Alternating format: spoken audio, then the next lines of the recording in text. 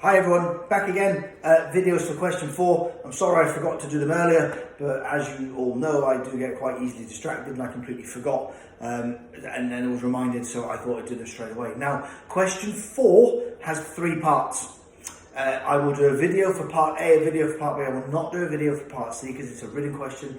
If you want guidance on the revision for written questions, go to the solutions that are online so that you can see what it is you should be discussing in those points. This question is around corporation tax.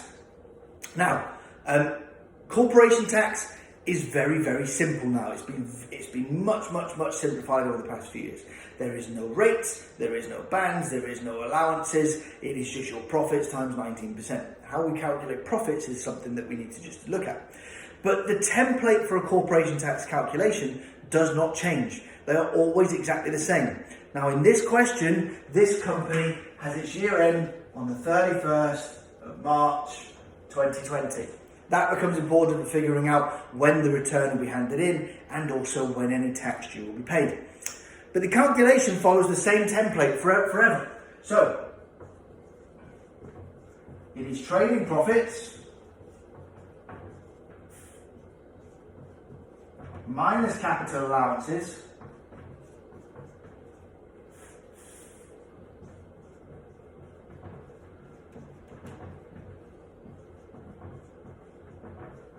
plus chargeable gains minus qualifying charitable payments gives us total taxable profits. Then add dividends received, and that gives us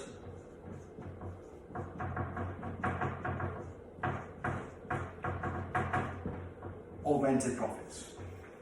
And the tax is total taxable profits times 19%. Now that template does not change. It is the same for everything. Now all you do is you take the numbers from the questions and you plug them into here and it does it for you. If you have a question that doesn't have one of these in it, you just put 0. If chargeable gains is a loss, you do minus rather than plus. The template stays exactly the same. So in this question, we are told trading profits is 716, capital allowances is 131, chargeable gains is 32,500,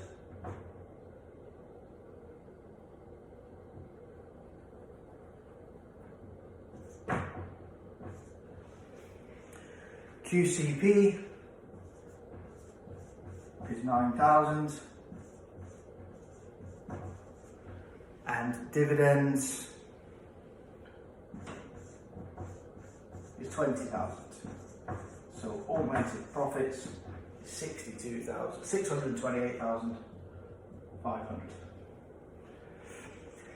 That's the calculation put together, and it gives us the point where now we're able to say TTP, which is this figure, times 19%. And that gives us 115,615. And that actually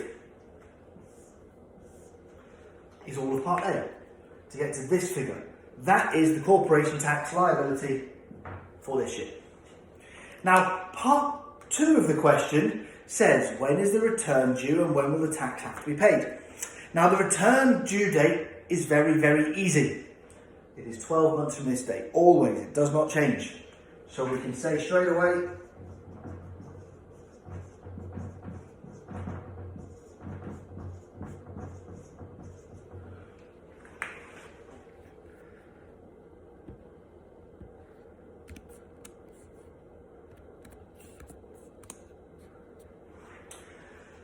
when the tax is due is something that takes a bit more explaining. So, normally, when a company pays its corporation tax, you go this date, 9 months and 1 day after this date. So, 31st of March, 1 day is the 1st of April, 9 months after that is the 1st of January.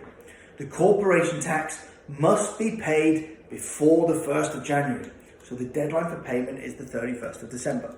So you do not have to pay your tax in one go on the 31st of December. You can pay it in as many big and small chunks as you want as a business to manage your cash flow, as long as it is paid in entirety by that date. So here, 115,615. I have many clients, if they got a tax bill like that, what they would do is they would say, I'm going to pay 20,000 for 5 months, and then in month 6, I'm going to pay 15,615. So they spread that out so they don't have to find that lump of cash. When you are one company on your own, you can do that. However, in this question, it says that this trading company has 3 subsidiary companies. So it owns another 3 companies. Now, under normal circumstances, we use a figure of 1.5 million. And what we say is, we compare augmented profits to this figure. If this figure is lower than this figure, you pay 1 tax liability 9 months and 1 day after the year end. If this figure is greater than this figure, you must pay your tax in equal installments every 3 months. The reason being, if your profits are 1.5 million, your tax bill is nearly £300,000.